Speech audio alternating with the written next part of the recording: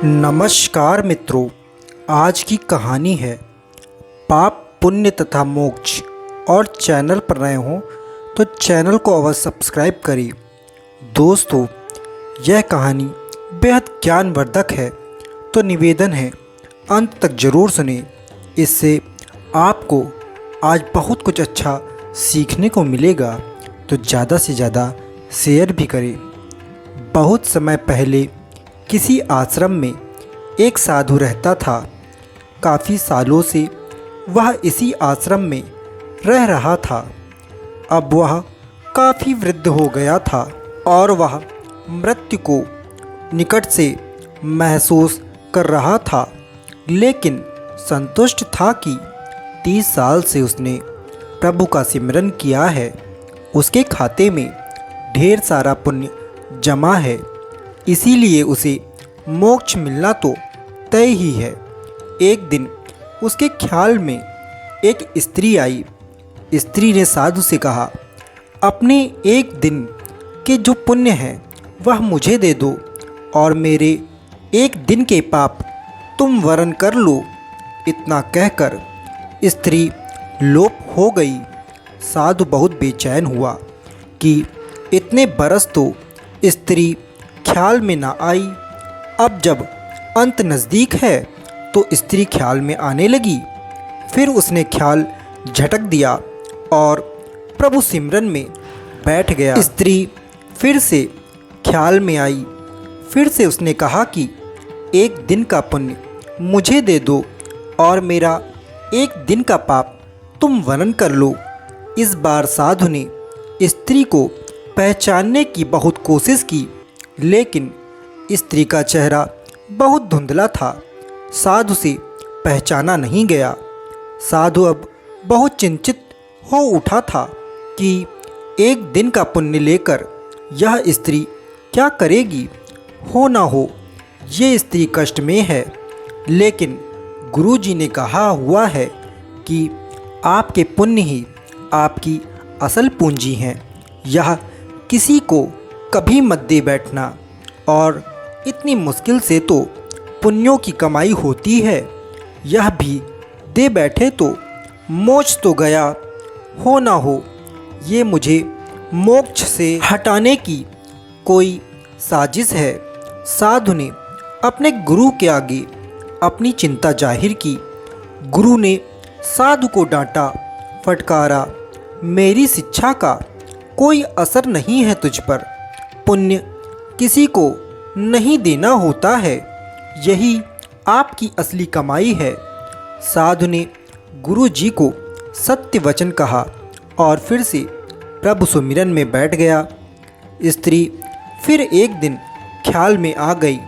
बोली, तुम्हारा गुरु अपूर्ण है, इसे ज्ञान ही नहीं है।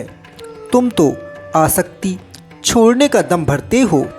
बीवी बच्चे दीन दुनिया छोड़कर तुम इस अभिमान में हो कि तुमने आसक्ति छोड़ दी है। तुमने और तुम्हारे गुरु ने तो आसक्ति को और जोर से पकड़ लिया है। किसी ज़रूरतमंद की मदद तक का चरित नहीं रहा तुम्हारा तो।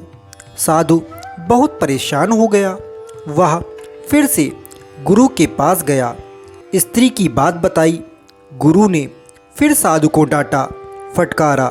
गुरु पर संदेह करवा कर वह तुम्हें पाप में ढकेल रही है। जरूर कोई बुरी आत्मा तुम्हारे अब पीछे पड़ गई है। साधु अब कहाँ जाए। वह वापस लौट आया और फिर से प्रभु सुमिरन में बैठ गया। स्त्री अचानक फिर ख्याल में आई। उसने फिर से कहा, इतने साल तक आध्यात्म में रहकर तुम गुलाम भी बन गए हो। गुरु से आगे जाते इतने साल के अध्ययन में तुम्हारा स्वतंत्र मत तक नहीं बन पाया। गुरु के सीमित ज्ञान में उलझ कर रह गए हो। ज्ञान तो अनंत है, ज्ञान का कोई अंत नहीं। मैं अब फिर कह रही हूँ, मुझे एक दिन का पुण्य दे दो और मेरा एक दिन का पाप वरण कर लो। मुझे किसी को मोक्ष दिलवाना है, यही प्रभु इच्छा है। साधु को अपनी अल्पज्ञता पर बहुत ग्लानि हुई। संत मत कहता है कि पुण्य किसी को मत दो, और धर्म कहता है जरूरतमंद की मदद करो। यहाँ तो वह फंस गया। गुरु भी राह नहीं दे रहा कोई, लेकिन स्त्री मोक्ष किसको दिलवाना चाहती है। साधु को एक युक्ति सूझी, जब कोई राह ना दिखे तो प्रभु से तार जोड़ो, प्रभु से राह जानो, प्रभु से ही पूछ लो कि उसकी रजा क्या है। उसने प्रभु से उपाय पूछा। अचानक आकाशवाणी हुई। आकाशवाणी ने पूछा, पहले तो तुम बताओ कि तुम कौन से पुण्य पर इतरा रहे हो। साधु बोला, मैंने 30 साल प्रभु सुमिरन किया है। 30 साल में भिक्षा पर रहा हूँ, कुछ संचय नहीं किया, त्याग को ही जीवन माना है। पत्नी बच्चे तक सब त्याग दिया। आकाशवाणी ने कहा, तुमने 30 बरस कोई उपयोगी काम नहीं किया, कोई रचनात्मक काम नहीं किया है। दूसरों का कमाया और बनाया हुआ खाया है। राम राम, अल्लाह अल्लाह, गॉड गॉड जपने से पुण्य कैसे इकट्ठा होते हैं मुझे तो नहीं पता। तुम डॉलर डॉलर, रुपया रुपया यह जपते रहो तो क्या तुम्हारा बैंक खाता भर जाएगा। तुम्हारे खाते में शून्य पुण्य है।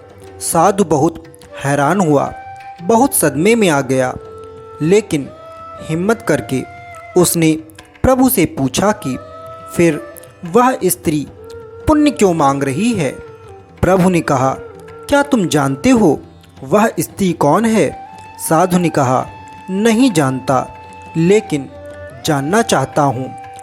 आकाशवाणी भगवान के रूप में प्रकट हुई और बोली, वह तुम्हारी पत्नी है, तुम जिसे पाप का संसार कह छोड़ आए थे। कुछ पता है वह क्या करती है। साधु की आंखें फटने लगी। उसने कहा, नहीं प्रभु, उसके बारे में मैं कुछ नहीं जानता। प्रभु ने कहा, तो सुनो, वह स्त्री कोई और नहीं, तुम्हारी पत्नी है। जब तुम घर से चुपचाप निकल आए थे, तब वह बेचारी कई दिन तक तुम्हारे इंतजार में लगातार रोई है। फिर एक दिन संचय धन खत्म हो गया और बच्चों की भूख ने उसे तुम्हारे गम पोंछ डालने के लिए विवश कर दिया। उसने आंसू पोंछ दिए और नौकरी के लिए जगह जगह घूमती भटकती रही। वह इतनी पढ़ी लिखी नहीं थी। तुम बहुत बीच राह उसे छोड़ गए थे। उसे काम मिल नहीं रहा था, इसीलिए उसने एक कुष्ठ आश्रम में नौकरी कर ली। वह हर रोज़ खुद को बीमारी से बचाती उन लोगों की सेवा करती रही जिन्हें लोग वहाँ त्याग जाते हैं। वह खुद को आज भी पापिन कही जाती है। इसका कारण तुम ही हो, क्योंकि समाज कहता है इसका मर्द इसे छोड़कर चला गया, यह पापिन है। प्रभु ने आगे कहा, अब वह बेचैन है तुम्हें लेकर। उसे बहुत दिनों से आभास होने लगा है कि उसका पति मरने वाला है, मृत्यु को प्राप्त होने वाला है। वह यही चाहती है कि उसके पति को मोक्ष मिले, जिसके लिए वह घर से गया है। उसने बारंबार प्रभु को अर्जी लगाई है कि हे प्रभु, मुझ पापिन की जिंदगी काम आ जाए तो ले लो, उन्हें मोक्ष जरूर देना। मैंने कहा उसे कि अपना एक दिन उसे दे दो। कहती है, मेरे खाते में पुण्य कहाँ, होते तो मैं एक पल न लगाती, सारे पुण्य उन्हें दे देती। वह सुमिरन नहीं करती। वह भी समझती है कि भगवान का सुमिरन करने से पुण्य मिलते हैं। मैंने उसे नहीं बताया कि तुम्हारे पास अथाह पुण्य जमा है, पुण्य सुमिरन से नहीं आता। मैंने उसे कहा कि एक साधु हैं, उनसे एक दिन के पुण्य मांग लो, अपने एक दिन के पाप देकर उसके बदले में वह तुम्हें पुण्य देंगे। उसने सवाल किया कि ऐसा कौन होगा जो पाप लेकर पुण्य दे देगा। मैंने उसे आश्वस्त किया कि साधु लोग ऐसे ही होते हैं। वह औरत अपने पुण्य तुम्हें दे रही थी और तुम न जाने कौन से हिसाब किताब में पड़ गए। तुम तो साधु भी ठीक से नहीं बन पाए। तुमने कभी नहीं सोचा कि पत्नी और बच्चे कैसे होंगे, लेकिन पत्नी आज भी बेचैन है कि तुम लक्ष्य को प्राप्त हो।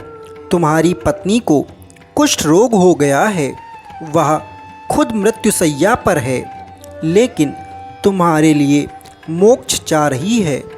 तुम सिर्फ अपने मोक्ष के लिए 30 बरस से हिसाब किताब में पड़े हो। साधु के बदन पर पसीने की बूंदें बहने लगी, सांस तेज होने लगी। उसने ऊंची आवाज में चीख लगाई, यशोदा! साधु हड़बड़ाकर उठ बैठा।